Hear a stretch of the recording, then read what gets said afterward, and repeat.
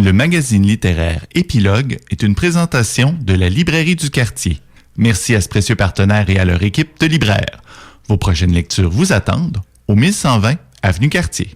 Alors voilà, vous êtes de retour sur les ondes de CKIA-FM, émission littéraire Épilogue. Et c'est mon tour. Dernier droit, alors, oui, Valérie. C'est rare que je n'ai pas une personne en entrevue. J'ai fait la demande pour Nathalie Fredette. Mais elle ne pouvait pas venir nous voir aujourd'hui. Non, en fait, plus que ça, elle n'accorde pas. Je le mentionne parce que ça peut être intéressant. Moi, à l'aise un peu pour les entrevues radio. Et c'est intéressant parce qu'il est question notamment de sa timidité dans ce livre qui s'appelle « Nu devant des fantômes, lettres à mes éditeurs aux éditions Pleine Lune » de Nathalie Fredette.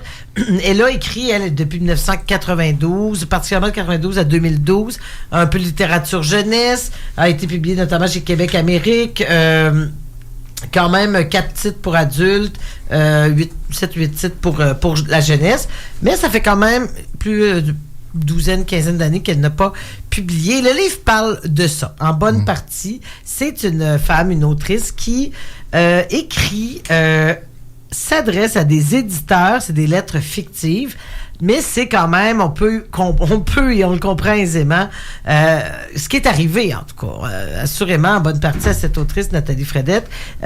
C'est une occasion de revenir sur sa carrière à elle, parce que, bon, elle mentionne notamment une entrevue radio qui a été difficile à sa première sortie, le milieu littéraire, un séjour, une bourse en France, le rapport, comment on regardait, on parle aussi des années 90, donc on est un petit peu dans une autre... comment l'auteur québécois était perçu là, dans des résidences comme ça. Alors, c'est comme si elle parle du milieu littéraire, elle le connaît depuis 30 ans, mais c'est quelqu'un qui se sent, je pense, un peu en marge du milieu littéraire. Et dans ses lettres, ça passe, cette réflexion sur qui est édité, comment fonctionne le milieu. Il y a d'ailleurs des lettres fictives, mais... nous qui aimons beaucoup les maisons d'édition et on les connaît, il y a quand même des clins d'œil, par exemple les éditions Alto Réel, on peut penser que c'est Alto, les éditions Ici Maintenant, on devine l'instant même, c'est jamais nommé, mais on voit que c'est une occasion donc et là on rentre dans le ton, hein, parce que bon, est-ce qu'on parle de régler des comptes? Est-ce qu'on est dans le règlement de compte, oui, ou dans l'amertume? Je dirais qu'il y a quand même un peu de l'auto-analyse, d'elle-même, analyse du milieu.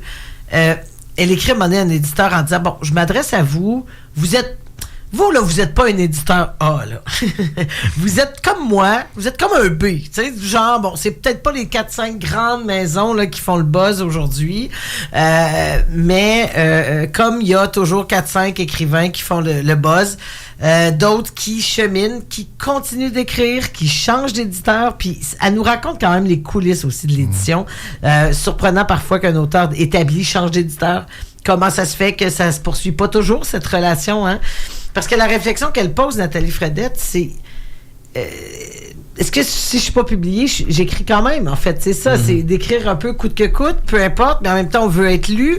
En même temps, elle a elle-même refusé ce qu'elle nous raconte à travers ses lettres, c'est qu'elle n'a pas non plus, que ce soit par intérêt, par timidité, par réflexion sur le livre, eu envie peut-être de jouer non plus ce livre, ce jeu du livre, par exemple dans les médias, où, moi je me souviens, elle ne le cite pas, mais c'est une réflexion, je me souviens pas si c'était... Il me semble que c'était Denis Laferrière qui avait déjà... Ou Stanley Père, je crois, qui avait écrit l'auteur... Le livre est devenu le produit dérivé de l'auteur. Hein? C'est comme si, dans les médias, c'est comme, ah oui, en passant, on a acheté votre livre, mais est-ce qu'on l'a lu? Nathalie Fredette le dit, un best-seller, c'est pas nécessairement le livre le plus lu, c'est le plus acheté.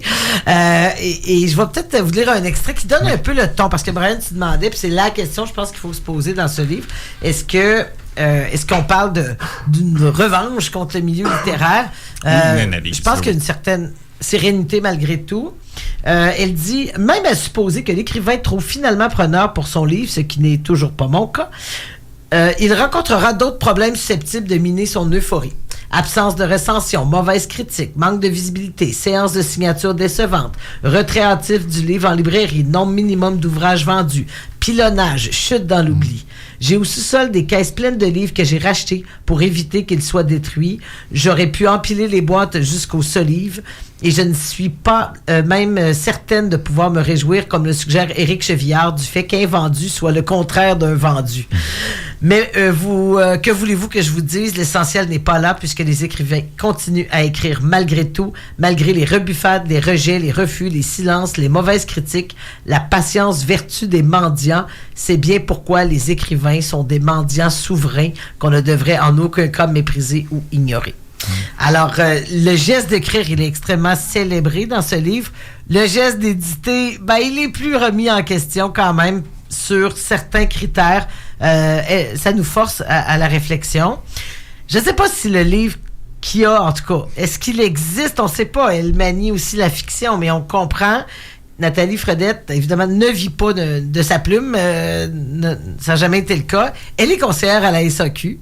Et moi, je vous le dis, là, si vous entendez les éditeurs, si ce livre a véritablement été refusé, parce qu'évidemment, il y a peut-être un jeu, là, mais elle a écrit Les Vinochondriaques, en fait, c'est des nouvelles sur notre rapport à l'alcool, basées sur des anecdotes de conseils à la SAQ. Alors, le pire, c'est que si c'est véritablement que ça existe, ce manuscrit, j'aimerais le lire, en fait, parce que je pense qu'on a quand même une réflexion sur notre rapport à l'alcool, les modes, la société d'État. Enfin, je suis certaine qu'il y a des anecdotes ou des histoires qui peuvent être extrêmement intéressantes.